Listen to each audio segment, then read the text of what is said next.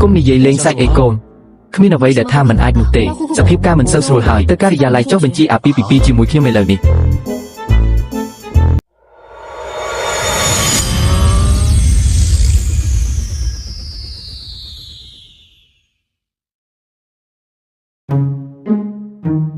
អាកេនីកាជាវហេតុអីពួកលោកដឹងថាខ្ញុំនៅទីនេះខៀវសូមត្រឡប់ទៅជាមួយពួកយើងវិញទៅលោកម្ចាស់ជាវគាត់បារម្ភពីអ្នកនាងណាស់បារម្ភពីខ្ញុំ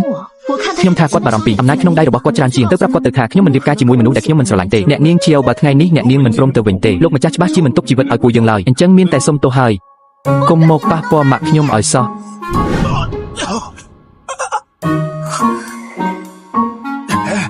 ឲ្យតែមានកូននៅទីនេះមនុស្សអាក្រក់គុំសង្ឃឹមថានាំម៉ាក់ចេញទៅបានឲ្យសោះពួកយើងសម្រុកចូលទៅ